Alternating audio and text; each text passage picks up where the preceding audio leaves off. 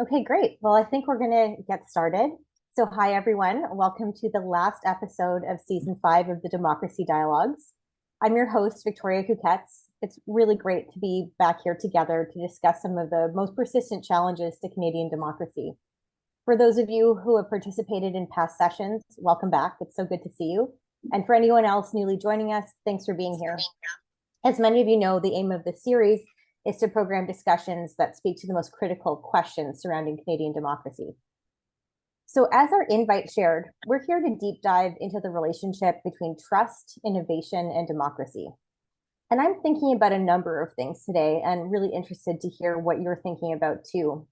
So some things on my mind are, the wicked challenges we're facing and how we can better understand them. How can we be more conscious as we face rapid innovations? Third, how can we democratize innovation? And finally, what does it really mean to be trustworthy, all while trying to keep up? And we saw another big bump when it came to trust within AI leadership this week when OpenAI released a new voice-assisted tool called Sky, which immediately called into question whether or not OpenAI had used Scarlett Johansson's voice without her consent or having remunerated her. This is drawing major concerns around representation without consent, personal autonomy, copyright, and privacy. And we know that one of AI's golden rules is not to anthropomorphize AI, but it certainly sounds like her, doesn't it? Sky has since been taken down. But what does it say about other voices within the software, and where is the transparency? But at the same time, we're seeing incredible innovations in health science and patient outcomes. The one question we'll explore today is, where can we put our trust? And as the 2024 Edelman Trust Barometer made clear, we're facing a paradox when it comes to the promise of prosperity and transformation. But there are major concerns around eroding trust and fraying our social fabric. So we'll discuss all of this today, and we have two truly incredible guests working at the forefront of democracy, trust, and innovation who will help us navigate these unknowns and share their research. So as I said, I'm really hoping you'll actively participate. And first and foremost, we're actually going to go to a couple of polled questions. So hoping that you can all take the time to vote. So the first one is, and Ashley, can you please pull up the poll? On a scale of 1 to 5, how much trust do you place in Canadian institutions? So if you can just use the poll as it pops up in Zoom, that would be great. Okay, so this is 100% trust levels. That's excellent. And then we have another question we want to put to all of you. How much do you trust innovation? Okay, actually, we're seeing a little bit of diversity in this question about institutions. So some lower 25%, some higher 56%, and some even higher than that. The next one, how much do you trust innovation? We're seeing all kinds of different levels here. So a huge split across the room. And do you place the same amount of trust in AI? So people, 71% say no, and 25% say yes. So thanks for engaging with us on that level. So as I said, I'm really excited to introduce our guests today, which include Richard Wyke, Director of Global Attitudes Research at Pew Research Center, and Michael Thompson, who is an Executive Vice President at Edelman, who leads the technology practice. Before I bring them on, though, I'd just like to offer a quick land acknowledgement. So today we're meeting virtually. You may not be on the same ground as me. I'm currently in Toronto, which is the traditional territory of many nations, including the Anishinaabe, Haudenosaunee, Huron-Wendat, and Mississaugas of the New Credit Territory. So instead, please join me in acknowledging the Indigenous peoples of all the lands we're on today and to reflect on their importance. We must continuously work hard to understand the long histories of these lands and recognize what those histories mean for the work of truth and reconciliation ahead of our shared work around democratic engagement and in our own communities. Land acknowledgements encourage us to think about the history that brought each one of us to where we are today and to try to understand our place within that history. In the context of our conversation today, I ask you all to personally reflect on the importance of protecting Indigenous languages, data sovereignty, and accurate representation within innovation more broadly. That's one of the ways that we demonstrate we're worthy of trust. So with all that in mind, I'd now love to welcome our guests. Welcome, Richard and Michael. Thank you so much. Thank you. Okay, great. There we all are. So Richard, I'm going to start with you first, please. So Pew's recent research report, Representative Democracy Remains a Popular Ideal, but people around the world are critical of how it's working. It's a really data-rich and insightful piece of research. So I'm wondering if you can tell us a little bit about the findings and help us understand the relationship between trust and democracy. Sure. And again, thanks so much for having me. It's great to be here with you and Michael. Great to have You you. know, this report is based on a survey we conducted in 24 countries around the world, including Canada, including the United States, and 22 other nations from regions across the globe. And it looks at a lot of different questions about democracy and especially about representation. One of the things that we see in this report is that people continue to value representative democracy. About 8 in 10 almost say that representative democracy is a good way to govern their country. So they value it, but they also say it's not working very well. In most countries, majorities say they're not satisfied with the way democracy is working in their country. Canadians are a little more positive than others. About half say it is, but that's it's only half, and it's actually down from a few years ago from other polls we conducted there. So not trending in a good direction. And in most places, people are pretty unhappy with the way democracy is functioning. Why is that? Well, it's of course a lot of things that drive people's unhappiness with politics, right? They're frustrated at times about economic issues. They're frustrated by social or cultural issues. But I also think part of it is frustration with the way politics itself is working, right? When politics isn't functioning well, it sort of exacerbates those economic or cultural frustrations people have. And what people seem to be telling us in our surveys is they don't see representation working all that well in their countries. Big majorities just about everywhere say that elected officials in their country don't care about people like them. They don't care what people, ordinary citizens think. A lot of people say there's no political party that represents my views very well. So, if people are frustrated with politicians, they don't think that the leaders care about them. They don't think political parties really represent them. That points to some real problems people are having with the way representation is functioning. Thanks so much for that, Richard. And that's so interesting because we saw a very similar data point in a polarization project that I ran with Public Policy Forum last year, that actually only 37% of Canadians actually felt that like the left-right binary actually aligned with their political views and that the parties actually represented them. So I think we're seeing that across the board. One thing, there's so many interesting points to this, but one part that I really want to double click on a little bit is the decline of trust in politicians. I think it's really clear from what you just shared and from the report more broadly that we need to change the relationship between citizens and politicians. As you said, the report shared so much about citizens' perceptions of politicians not caring what they think and a desperate, and I also really appreciated the really dire need for citizens to be engaged in what the report calls direct democracy. So I'm wondering if you can tell us a little bit more about this and the potential it holds.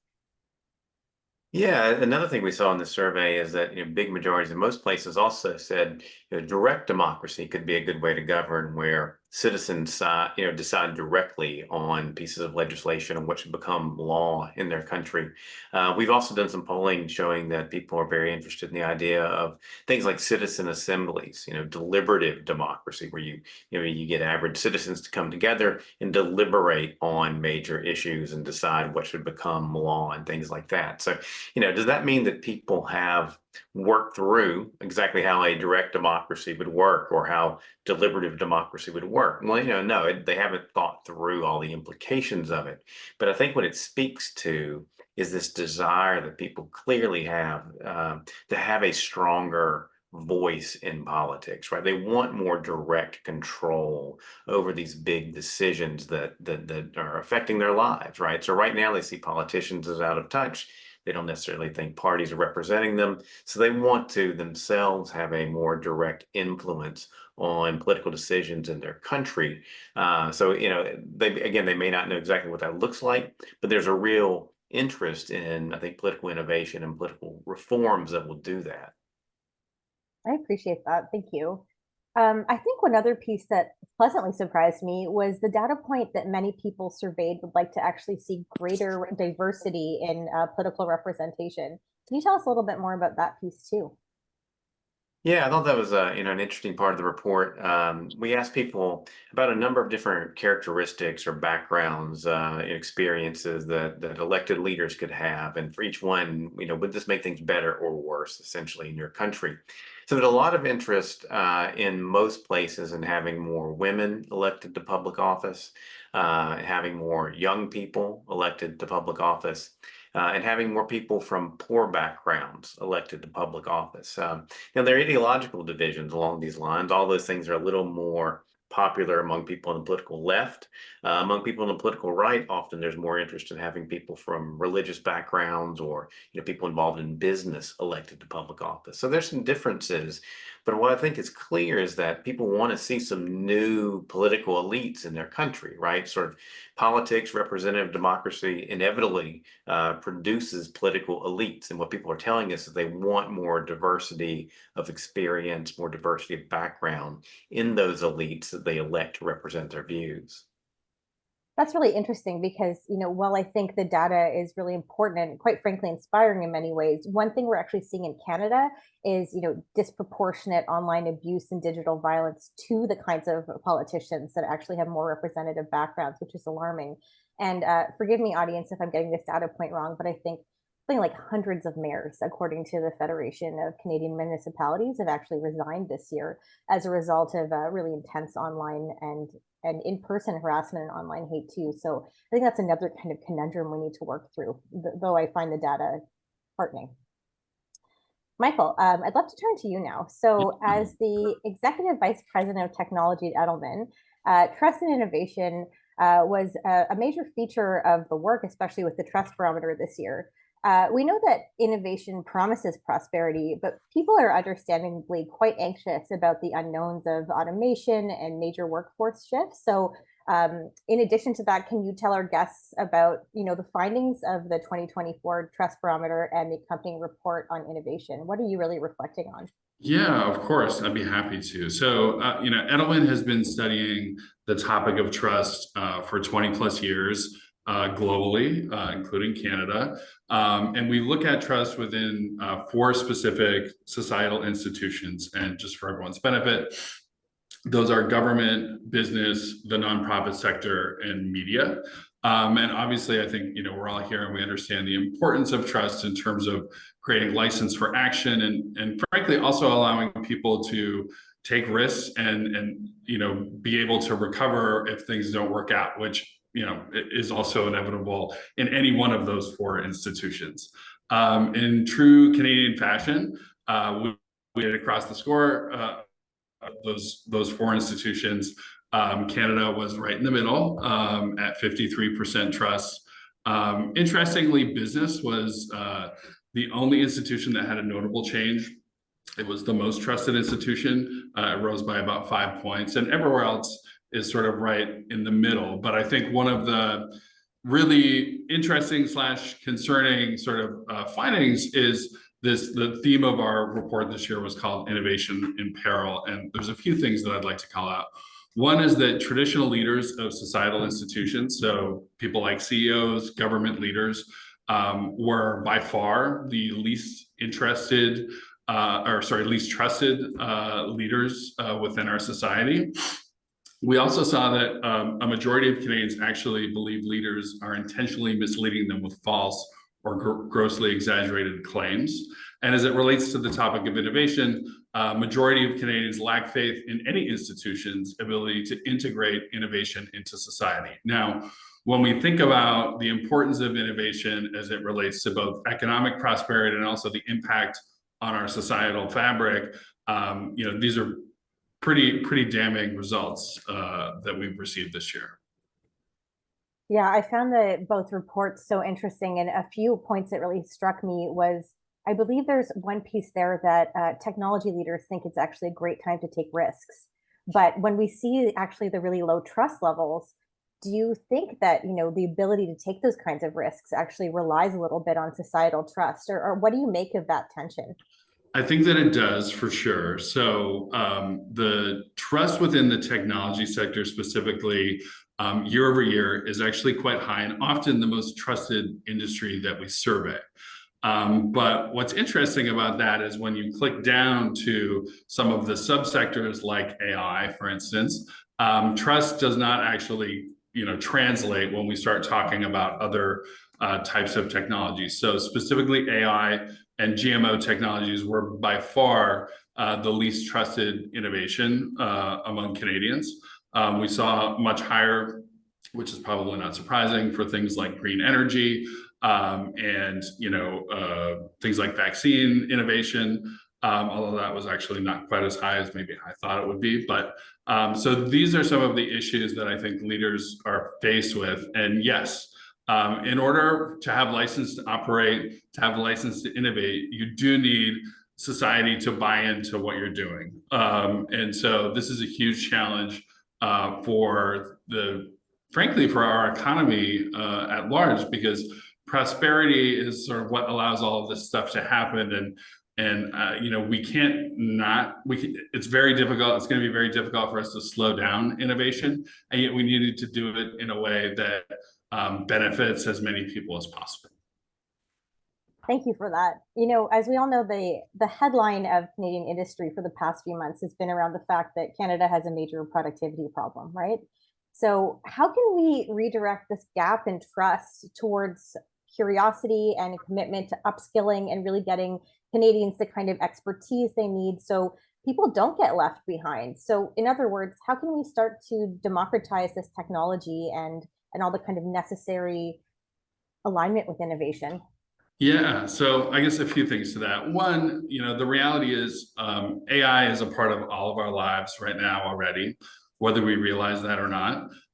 From your, Spotify recommendations to, how you consume content, how your search shows up, all of those things are powered by AI. And so I think it's worth noting that it already is a big part of our lives and part of our professional lives too. So a lot of things that happen in the background within larger organizations are powered by AI. They, in most cases, make your life easier, even though you don't necessarily realize it. But the biggest thing that came out of the study was, the path to acceptance is explaining the benefits for citizens and for society. So, Canadians who are less enthusiastic about the growing use of AI told us that they would feel better if they understood the technology better. They were sure that business would thoroughly test AI, and they knew that those adversely affected would be considered. So those are really the three sort of keys. And, I think there's a lot of work that's happening already that is helping to move that forward, although there's certainly lots more to do. I'd actually call out the Canadian Institute for Advanced Research, CFAR, who did a wonderful campaign last year to help educate average Canadians about how AI works, how it's already part of their lives, and how they can be part of the conversation as we decide what this looks like. Because ultimately, as a society, we need to be part of those decisions. And I think being engaged and involved is really important, particularly as we move into this next phase. Do you think people can afford not to join this transformation? And what's at stake? I don't think that they do, or that they can. And the reason I say that is, this conversation that we're all engaged in right now around AI specifically is not dissimilar to the conversations that have happened over hundreds and hundreds of years for every technological innovation that's happened, whether that was the internet, which people had resistance to, all the way back to the printing press. So this is going to happen. And I think, sticking our head in the sand is not really going to result in the outcomes that we're looking for. I think people need to approach it from a critical lens, but also understand that there is huge opportunity, both in terms of powering our own prosperity, but also, how this can be used to improve our society, which I know we're going to talk about a little bit later. I appreciate that. So I have a bit of a controversial question for you. So it's really around the difference between what we say and what we do. So the question is, how much does trust matter when it comes to tech?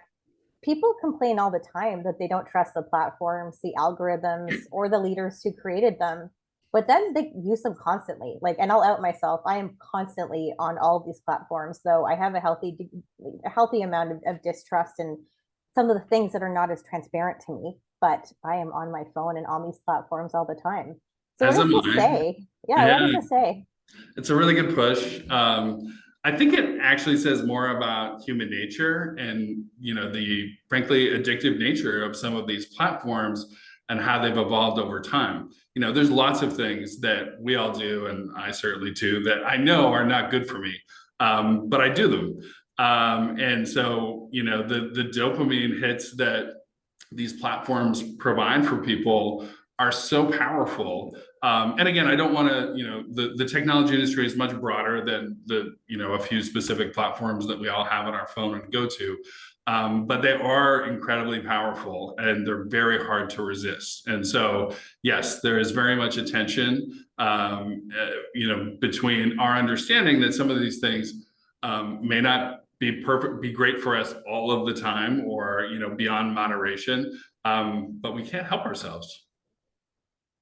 And I can't remember whether or not this came up in the data, but if I'm just reflecting on personal use and some conversations I've had with peers across the last few days, LinkedIn seems to be one that people are using with a greater degree of trust. Was there any kind of data on platforms that people have greater trust in, or not so much? So we did not dig into specific platforms, and I will acknowledge that LinkedIn is a client of mine. Okay. So, but you're right in the sense that one, certainly the professional setting, and two, it's really having a moment, I would say, as people look at some of the other platforms and think about what that means for their mental health and how they're using it. And so LinkedIn is definitely, I don't have the data to support that it is the most trusted platform, but there's certainly a lot of conversation around that platform right now.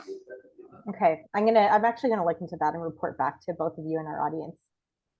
So to switch gears a little bit, Richard, I'd love to come back to you and talk a little bit about this historic election year that we're all in, with India continuing to be at the polls and Mexico going to them as well, and your country as well, the U.S. election coming up as pivotal as it will be. So we're faced with some pretty serious challenges when it comes to trust, from disinformation to deep fakes, entrenched polarization, and some other really serious threats to democracy. Can you tell us about where your research will be focused this year and what is centrally on your mind?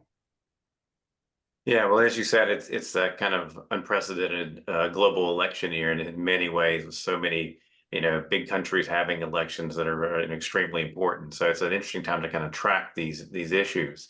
You mentioned misinformation, disinformation.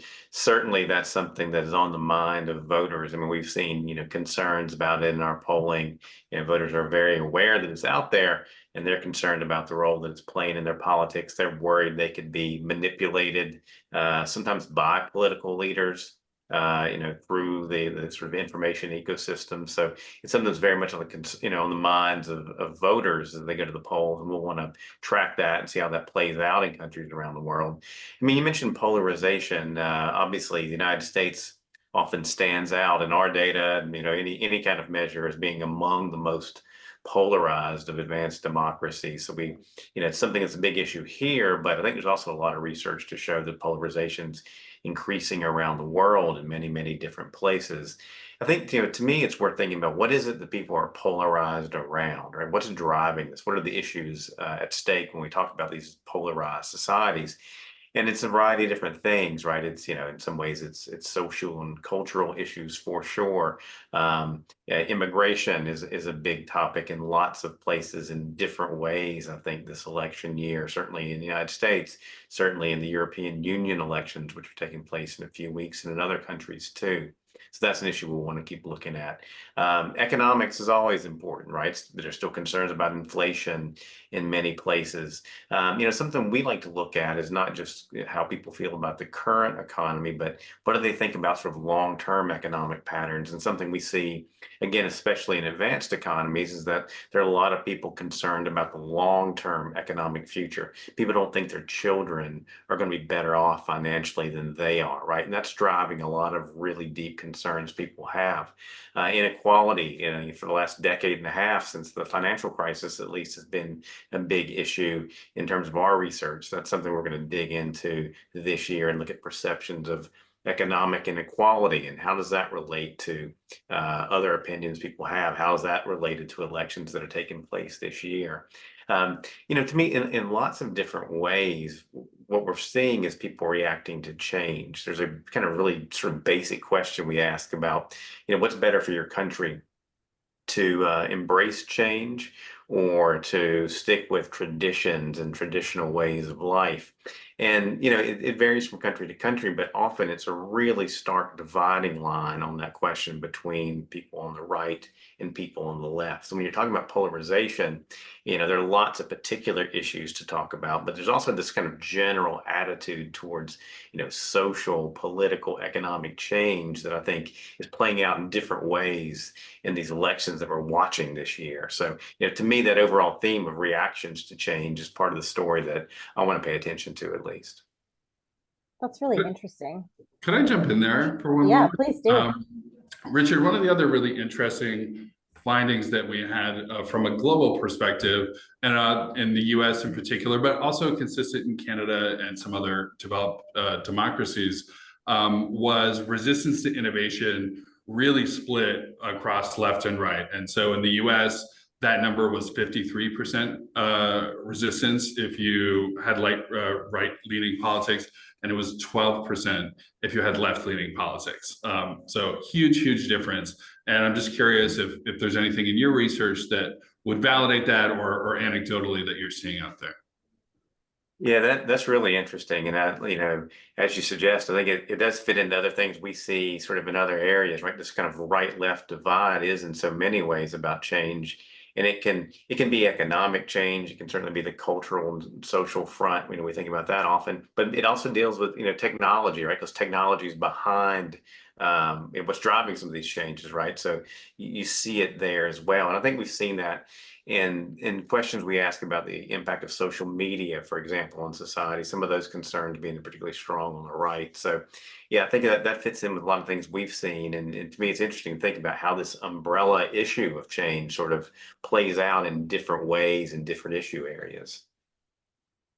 That's interesting to me because when I think about social media, we reflect a lot about on the gaps in trust, but then there's also at the same time communities being formed around certain issues or political organizing schemes and things like that with people who are totally unknown to each other, but seem to trust each other based on some of the content that they're organizing around.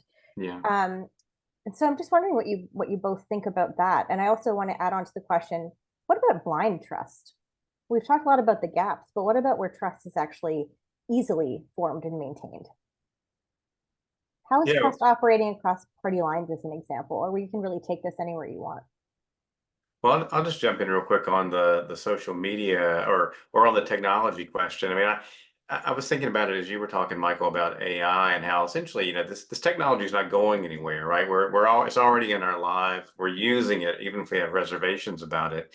And we've done some polling on social media and its impact on politics. I think the findings are very consistent with that idea.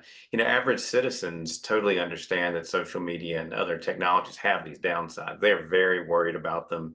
They think they can be manipulated. They say that, social media, for example, is leading to less civility in their countries. That's often creating divisions. They have no illusions about the downside, but they also see some positive signs as well. They say it could be used, for example, to hold politicians more accountable. It can be used to, bring issues to the attention of the public. It can be used as a platform for me to express my views, right? So, they see a pretty complicated picture with both some real downsides, but some potential upsides as well to kind of address these concerns they have about wanting a stronger voice in politics, about trying to hold politicians accountable. So I was thinking about that as you're talking about AI, Michael, that, social media, all these various technologies, they're part of our lives now. And I think people kind of get that, right? And what they want to do is like lessen the risks, make the downsides a little less strong and figure out ways we can utilize these things in our politics. I think that's exactly it. I mean, no technology or really almost anything is inherently bad or inherently good. And so, to your question, Victoria, around trust and blind trust, I mean, you know, absolute trust should not actually be any society's goal. I think that's when you have veered into some probably very extreme authoritarianism, if we're going out and polling people and getting those answers. So, I think a healthy skepticism of every aspect of our society it is important, and that includes our political institutions, all of the other institutions, and how innovation is going to happen inside of each of our societies. Rich, yeah, that's really helpful. Thank you. And I actually want to go back to blind trust for a moment as well with Richard, and actually talk about, charismatic politicians and the cult of personality. Has any of your research actually really looked at that, where people are putting maybe not blind, but rather high levels of trust into more charismatic leaders, and what that means for, the US and the world more broadly?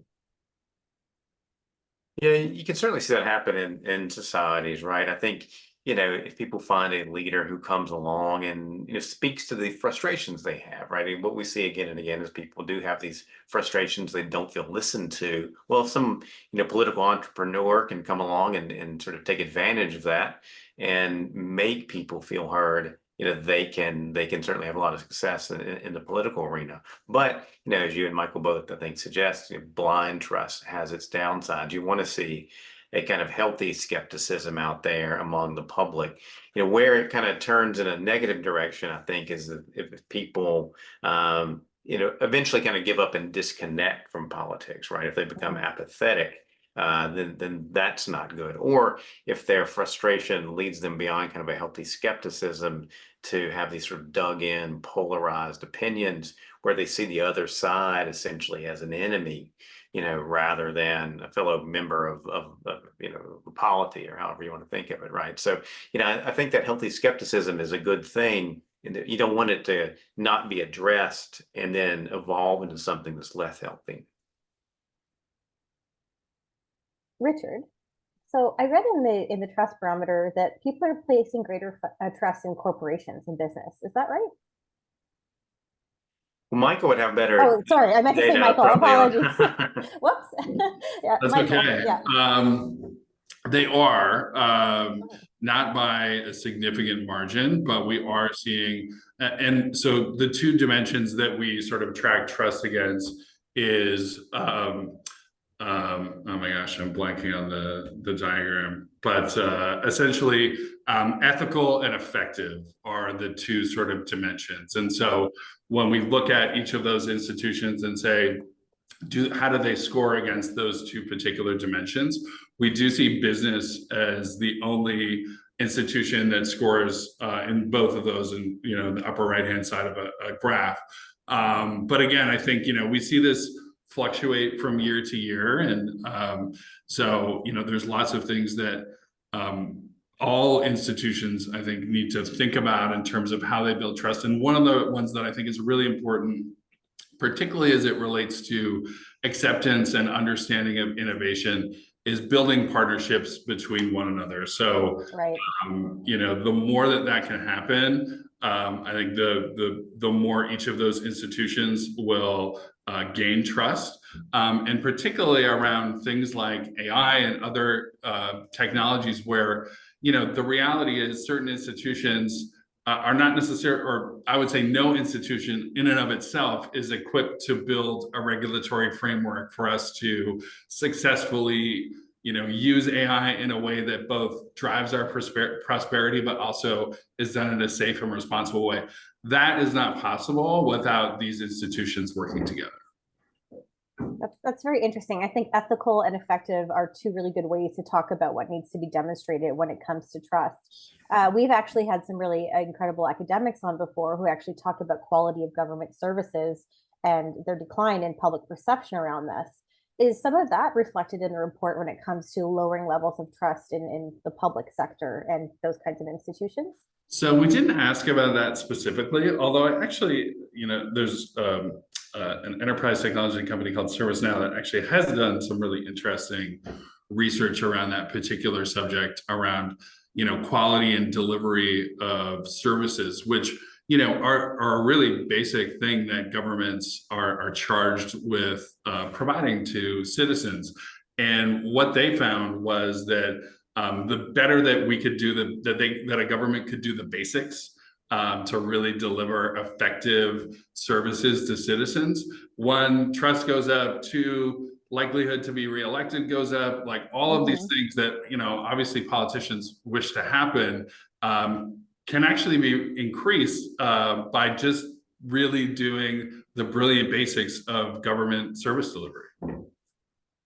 Richard, do you see similar data on what people need to see in terms of getting back to basics in the data of the reports that you've worked on when it comes to greater trust in institutions?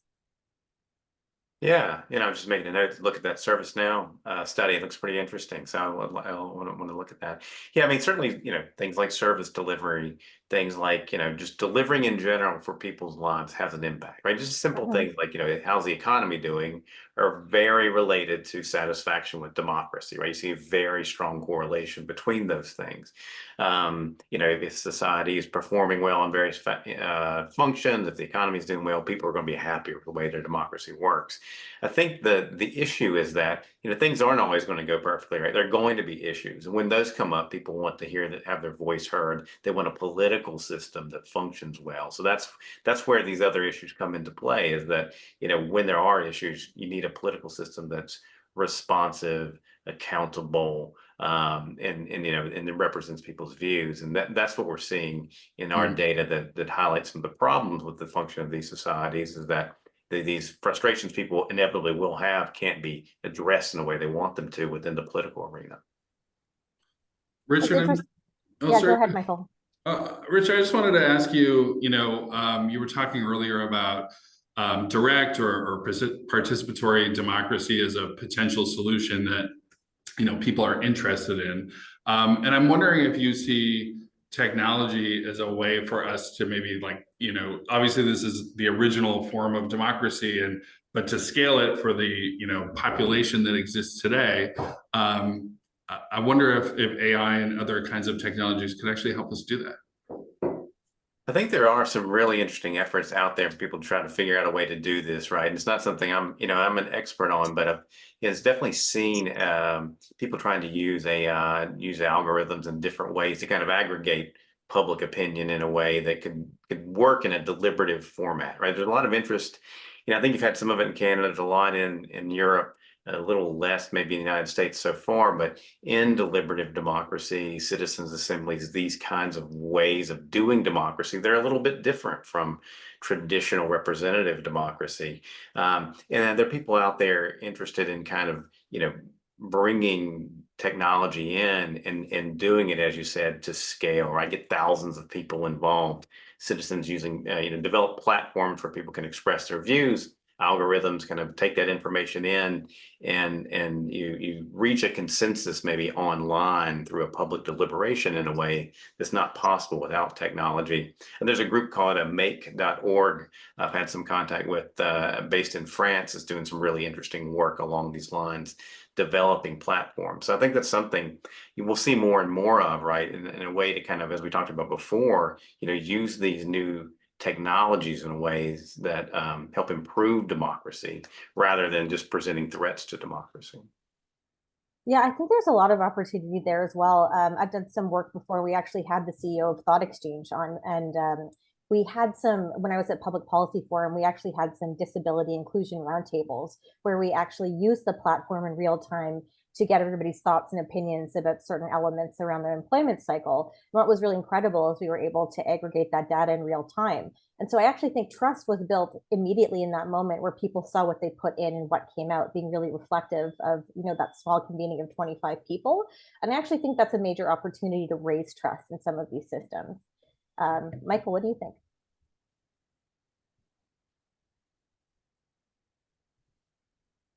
Oh, I think you're on mute.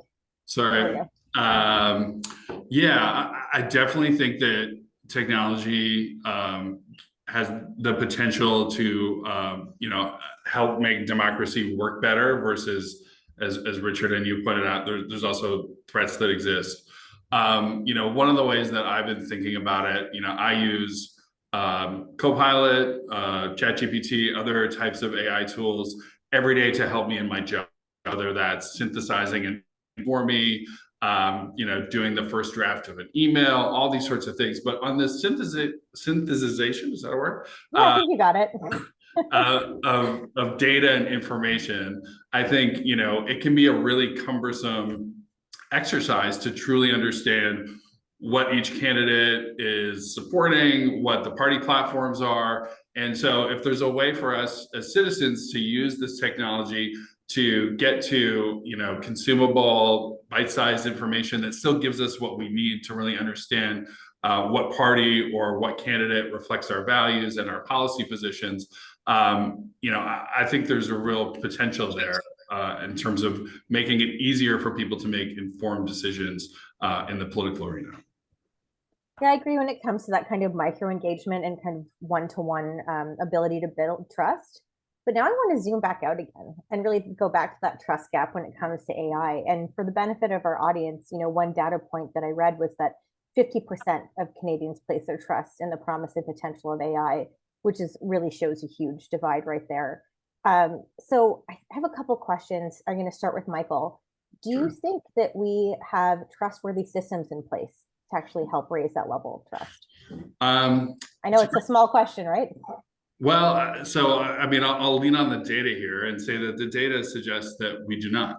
While I'm not a pessimist personally about AI or other emerging technologies, I would tend to agree that we don't currently. And I'll say that it's, not a small challenge. So, how do we find the sweet spot between the need to innovate in order to continue to grow prosperity, or even frankly, to just keep up, and our inclination towards regulation?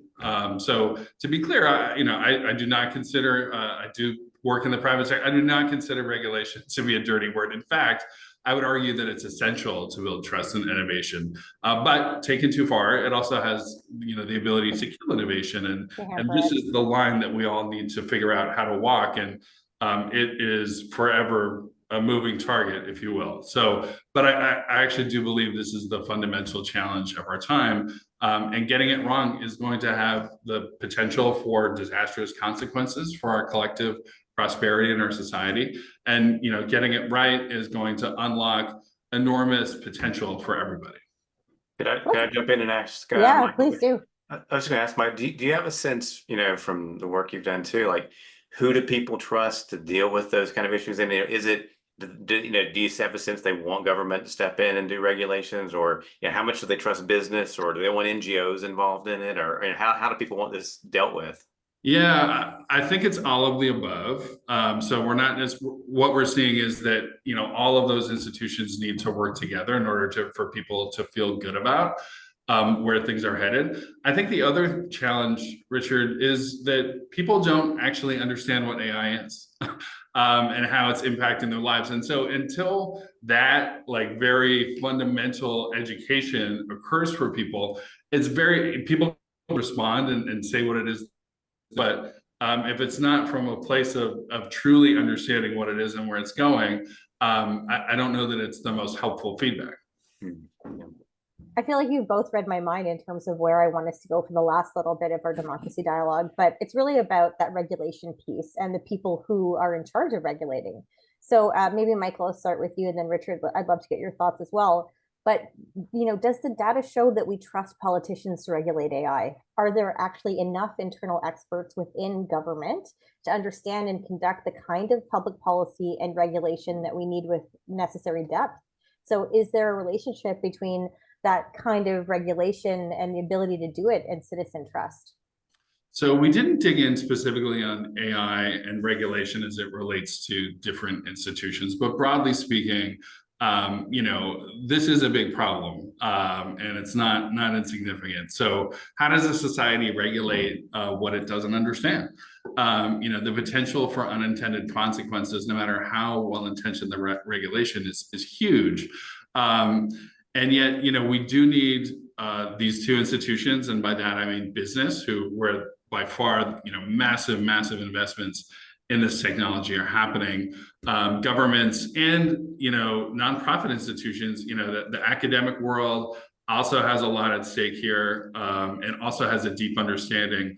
And then the last I would call out is the broader bureaucracy. So not politicians, but those who, work deeply in this space on a day-to-day basis within government. Admittedly, no easy task. I think you also asked about, diversity, well, on a whole bunch of levels. I can think of no institution that would not benefit from being more diverse, but political institutions absolutely apply. In the context of this conversation, though, the three most common professions for Canadian politicians, at least at the federal level, in terms of where they came from, is one, they were already in politics, two, law, and the third is business, broadly defined. And so when you look at like who actually understands emerging technologies, I wouldn't say that any of those three groups are necessarily well trained to do that kind of work. And we don't see people like engineers entering politics on a regular basis. It's certainly a lot less common. And so I think finding ways, whether that's through changing the pay structure, other ways that we can incentivize people that have different kinds of backgrounds to help be part of this is going to be really important for it to be successful. Richard, what do you think? Yeah, I think this issue of expertise and how does it get involved in decision making is a really important one. I mean, one thing we've done in our studies a little bit is there's a question we ask where essentially it gets at people's support for having experts rather than elected officials making decisions over at least some major issues. And we asked it back in, I think it was 2017, and then we went back and asked it again in 2023. And support for having experts making decisions essentially went way up in many countries over that period of time. Of course, what happened in the middle? Well, I think, lots of things happened, but the pandemic happened, right? Which kind of raised the profile of experts in lots of different ways. And in many countries, at least, you saw more support for having experts involved in making, political decisions. So there's certainly, I think, a recognition, on lots of different issues that we need more expertise. The problem is, of course, it too can become politicized, right? You saw that around the pandemic as well, right? Big differences suddenly opened up in many countries in terms of views about scientists and science and public health experts and things that weren't even that politicized before the pandemic. So, there's more interest in expertise, but there's also a risk that becomes yet another issue that is politicized and polarized in our political debates as well. One really interesting thing that Michael brought up was that sameness of, the data point about the top three professions within politics being business leader, lawyer, and public servant. And I actually have one last big question for you, Richard, to just switch gears right at the end. So that reminds me of the kind of sameness that Americans are seeking within journalism as well. So my last big question to you is, the Pew report, more Americans want the journalists they get the news from to share their politics more than any other personal trait, is alarming. So, the question for you is, what's at stake when it comes to citizens seeking this kind of sameness in their news content? And what happens to democracy when people are reading the news that they want and preferred narratives rather than the traditional news paradigm of that offers us a common narrative? And what happens to our discourse when we don't encounter and grapple with the opposing ideas? Yeah. I mean, obviously, there's become more and more, ideological media in recent years. And a lot of people are getting their news from, more sort of sites that are or channels or platforms that lean one direction or another. So it's a big issue for media consumption. And I think beyond media consumption, it's just an issue broadly for society. I think, as you suggest, Victoria, right? If we're only listening to people, only interacting with people who agree with us, that's probably not necessarily a very healthy thing for democracy, right? There's a lot of research over time, something going back many decades in social science called the contact hypothesis, right? That says that, the more you interact with people people who are different from you, the more tolerant you are about them, the more positive you are about people who are different from you. So, interacting with people who are different, who have different ideas is a pretty important part, I think, of how you make a pluralistic democracy function. It's it's a central element of it. So, the extent to which platforms and channels and the way we communicate with one another make that happen less often, that's certainly something for all of us to be concerned about. Thank you for that. And so I can't believe we're already at the question period already, and we have some really incredible ones coming in. So I would say to Richard and Michael, maybe get your calls to action ready as well while we take some of these questions. Okay, let me just go to them. So an easy one to begin with. So this comes in from Rose. Richard, what was the name of the company in France that you mentioned was developing a platform for direct democracy? And then there's a question for me here. What was the platform you used for a small group of 25 people? So my answer is Thought Exchange. And Richard, was it or make.org or something like that? Yeah, make.org. Yeah, they're doing, I think they're a nonprofit, I believe, but they're doing some interesting work and trying to allow citizens to express their views and using some interesting technology to kind of aggregate and make sense of those views online. Great, thank you. And then we have another question coming from Dylan. Michael, I think this one is for you because it speaks to the Canadian landscape a little bit more closely. Does the survey cover trust in election management bodies, both domestic or internationally, Richard? So maybe for both of you. If so, what are the results? And how do Canadian electoral management bodies perform in terms of trust compared to their international counterparts? Oh, that's a hard one. Okay, who wants to start? I do not have data on this. It was not something that we asked, so I'm going to punt to Richard in case he does have a point of view. We don't really have data about attitudes towards electoral bodies, essentially, although that'd be really interesting to do. I know among people who kind of track the health of democracy, election administration over the last few years has been an area they're increasingly interested, they're worried about, essentially, right? So I think that that's a great idea to do in a survey, but like Michael, we haven't really done it yet. Okay, so I think this is a good call to Canadian kind of pollsters to try and get a sense of this, especially because there's been a big year of election interference within Canada as well. So now for more of an innovation question, another question coming in from Dylan. So Michael, is there any hard evidence showing that technical innovations, including AI, erode trust and fraying our social fabric? To me, technology, including innovation, is a double-edged sword. It doesn't necessarily erode trust. It can also promote trust. Do you agree with this? I absolutely agree. So, we were talking a little bit earlier about, making informed decisions about elections. I think technology can both has and can improve the access to information and knowledge and all those sorts of things that you need to make an informed decision. It can also be used in the various ways, as we've seen in other elections recently. Frankly, I think we'll see more as things like deepfakes become a more common part of the lexicon of politics, where it can be used to mislead people. And so 100%, there's no technology, there's no platform that is incapable of good or incapable of bad. I think it's all about how we use it and how we educate people on how to get the most out of it and mitigate as much of the risk as possible that exists. That's great. Thank you. Okay, so another one that's coming in is about regulation. This is coming in from Yobi. So do you think good regulation by government can help improve innovation so that it's more based on safety, inclusion, equality, and democracy? I'm happy to answer. I definitely think that it can. Again, I think it's an incredibly challenging thing to do. And, as a society, we're making, ideally, we're making active choices about the trade-off between, the promise of technology and the risk mitigation requirements, so that we're hitting this sort of threading that needle of, driving innovation that's not the goal. The goal is like, how do we grow prosperity? How do we improve our society? And so that is a sort of ever shifting line. But yes, I don't think it's possible without effective regulation. Okay, Okay, thank you for that.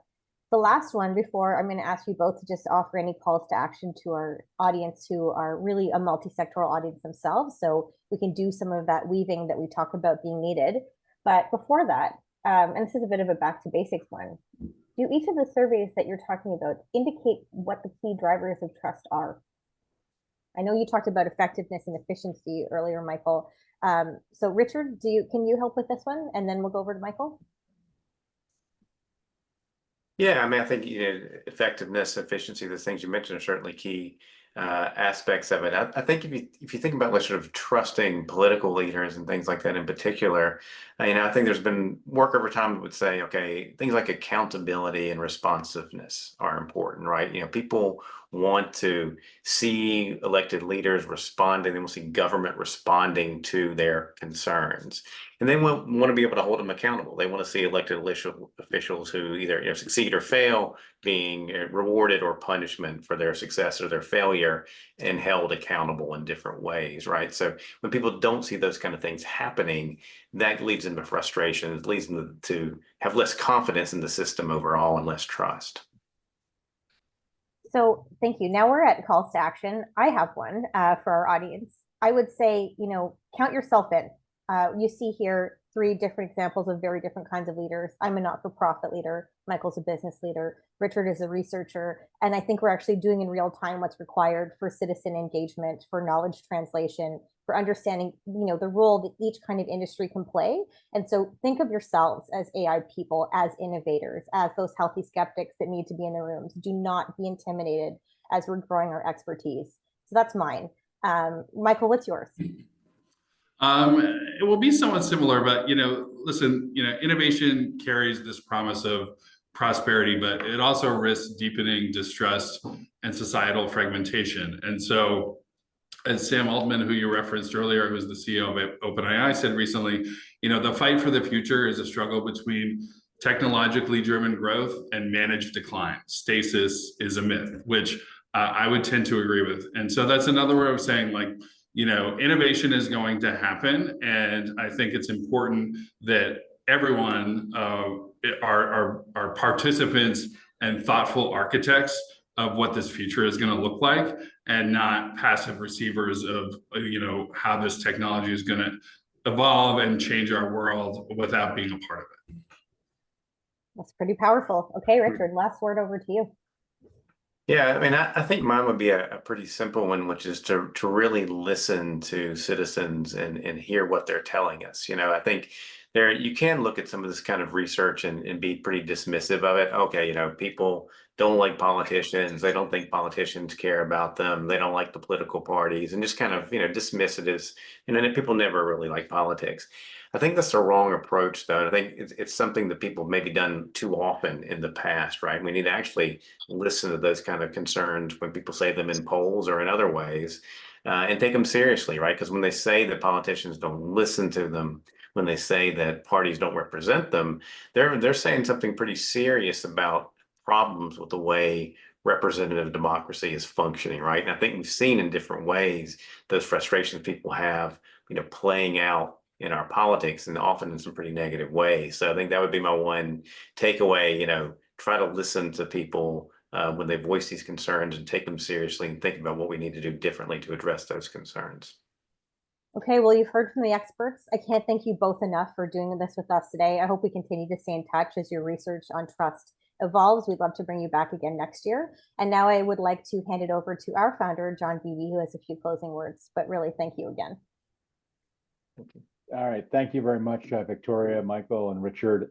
Always fascinating conversation. And I love Richard ending on the concept of listening, because that's central to a lot of our work. And we know that that's key when we try to engage folks in our democracy.